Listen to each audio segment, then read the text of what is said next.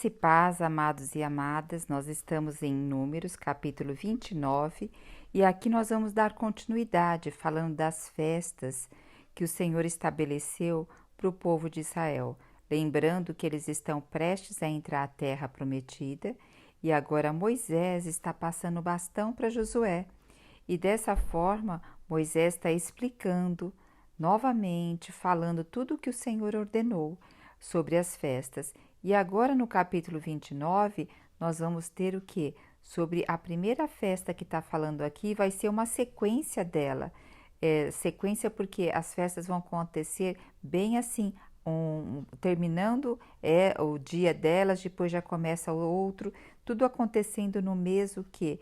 No 7º mês, que para nós aqui, o 7º mês é o mês de setembro. Então, só fazendo um adendo, que nós estamos vendo desde o capítulo 28 as ofertas e as festas, né? E os dias consagrados ao Senhor. Hoje nós também temos vários feriados, alguns feriados com contextos religiosos, mas quando nós vamos ver na prática, de religiosidade, bem dizer, não tem quase nada. Inclusive, uma das festas que é o Natal, que é o nascimento de Jesus, que não foi nessa data, mas é uma data representativa que nós temos, nós vemos quanto foge, né, do verdadeiro sentido. Então, hoje, nós estamos longe daquilo que foi originariamente instituído pelas coisas do Senhor, para adoração, para estar na presença dEle, para ver o que vai no nosso coração, porque os momentos das festas religiosas também tinham essa conotação. Mas hoje nós sabemos que todas essas festas que nós estamos falando, elas se cumpriram em Cristo. Então, nesse capítulo, nós vamos ver muitas ofertas de cordeiros, de carneiros, de bode, de touro, mas lembram que Jesus é a única oferta que cumpriu tudo isso e tem eficácia eterna, e que hoje, por meio do sangue de Cristo, nós podemos nos apresentar a Deus. Jesus abriu um novo e vivo caminho para nós. E é isso que nós temos que gravar, o quão eficácia tem o sangue de Cristo hoje para nós.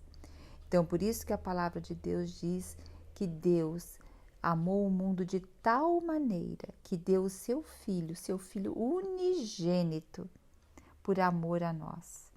Então, quando nós lemos esse capítulo, a gente pode até ficar impressionada com tantos animais sendo mortos e sacrificados. Agora imagine, Jesus, ele cumpriu tudo isso que está aqui na lei, para se tornar hoje o pão vivo que desceu do céu para nós. O sangue que perdoa todos os nossos pecados e nos liga novamente a Deus. Então aqui nós vamos ver sobre as festas, né? E Deus estabeleceu muitos feriados, muitas festas. No calendário de Israel é assim. E a festa das trombetas, que nós vamos ver aqui, era um dos 3 grandes feriados estabelecido no 7º mês, como eu acabei de falar. O 7º mês, em setembro, para nós, é considerado o mês de setembro. Mas o 7º mês aqui, havia a festa do tabernáculo e o dia da expiação, e estes feriados, eles provinham de um tempo para quê? Era um tempo para eles revigorar a mente e o corpo e para renovar o comprometimento com Deus. Então, quando nós vamos à presença do Senhor, quando nós temos esse tempo de estar indo para a igreja ou alguma celebração ao Senhor, é um tempo que para a gente revigorar a mente e o corpo e para renovar o nosso comprometimento com o Senhor. E imagine para participar dessas festas aqui que está na palavra. Eles tinham que ter o quê? Uma organização do seu tempo. Eles tinham que adiantar as coisas para que pudesse ter esse tempo livre e também organizar o tempo para depois disso. Então, para nós estarmos na presença do Senhor, nós também necessitamos organizar nosso tempo e fazer do nosso tempo a primazia do nosso tempo para o Senhor.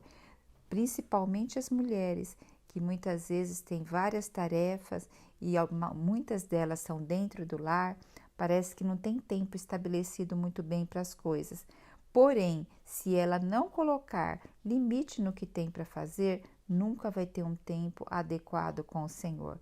Por isso que nós devemos dar a primazia do nosso tempo ao Senhor. Porque se depois a gente falar, depois eu faço, não vai fazer. Então veja, o Senhor estabeleceu tempos, estabeleceu datas, Ele pôs limite para que o povo pudesse em tal data, em tais dias, estar na presença dEle. Assim hoje nós também temos que ter isso, uma organização do nosso dia a dia para estar na presença do Pai. Versículo 1 ao versículo 6 desse capítulo, nós temos a festa das trombetas, e ela era celebrada no início do 7º mês, um mês muito ativo na adoração ao Senhor nessas festas sagradas. Anteriormente, na tradição judaica, esse mês se tornou o ano novo no calendário civil deles. E aqui era tocada as trombetas, era o shofar, né, que era o chifre do carneiro, e as trombetas eram tocadas.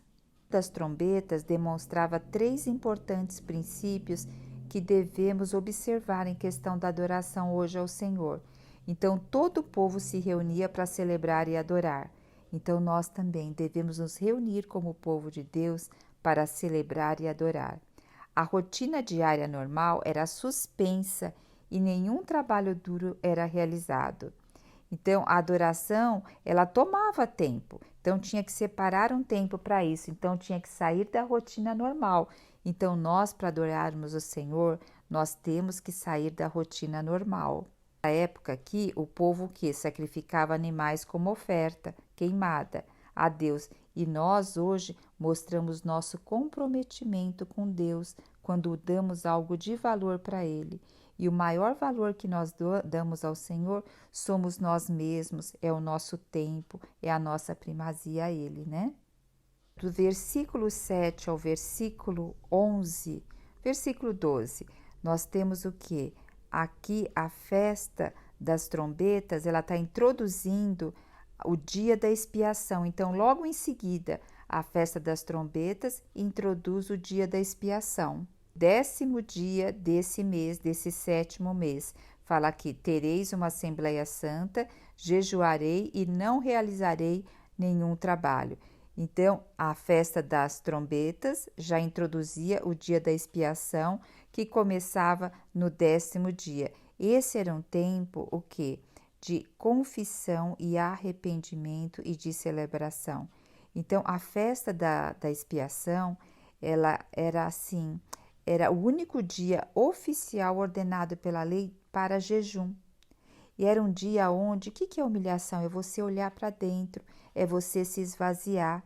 E ali era a expiação do pecado da nação, quando também o sumo sacerdote oferecia sacrifício de expiação pelos pecados de toda a nação, também pelo santuário, pelo sacerdote e, como eu disse, pelo povo.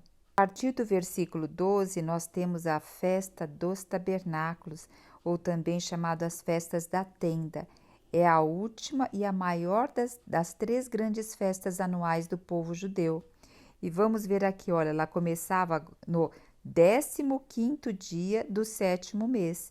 Então, que tudo está no 7º mês. Era continuidade aqui da festa da expiação, do dia da expiação. Então, por que recebeu este nome, a festa das tendas? Lembrar o tempo em que o povo habitava em tendas durante a peregrinação no deserto. Na Terra Prometida, esta festa se realizaria, na Terra Prometida que eu quero dizer o quê? Quando eles entrassem lá em Canaã, depois nós vamos ver no Novo Testamento, que ali em Jerusalém que acontecia a festa das tendas, ou a festa dos tabernáculos. Então, eles colocavam as tendas ao redor do templo em Jerusalém. O povo armava ali as suas tendas e aí toda ali a vizinhança, de toda a vizinhança, produzindo assim um aspecto festivo e original naqueles dias, e havia uma celebração esplêndida com a festa das tendas. Então, lembrando a peregrinação do povo ali quando era com Abraão, Isaque e Jacó. Destacar também que nós temos muitas vezes falando aqui nesse capítulo e em outros, dizendo que nenhuma obra serviu fareis, quer dizer, que nesses dias de festa era para celebrar e adorar. Então, essa expressão ocorre muitas vezes quando se trata das festas religiosas, especialmente quando se fala do dia do sábado. Isso nos ajuda, sabe, a compreender que a religião não consiste em merecimento de obra humana, que tem que ficar fazendo, mas sim de descansar na graça divina, aceitando a salvação que Deus nos dá. Então, muitos falam, a gente ganha o reino de Deus por obras. Veja só, quem fez a obra foi Cristo. E hoje, Cristo em nós que leva-nos a ser ativos. Mas Deus também estabeleceu um descanso. O que é o descanso? É a graça divina dele, aceitando a salvação que vem de Deus. Então, nós não temos salvação mediante obras. A salvação veio por meio de Cristo Jesus. E esse capítulo termina dizendo: assim Moisés transmitiu aos israelitas tudo o que Yahvé lhe havia ordenado. Que nós possamos ter um ouvido atento e um coração limpo, para que a gente possa ouvir o que o Senhor nos diz, né? Para que a gente possa ser como Moisés, ouvir claramente o Senhor e transmitir claramente o que o Senhor tem nos falado. Aleluia! Jesus Cristo é o nosso Senhor.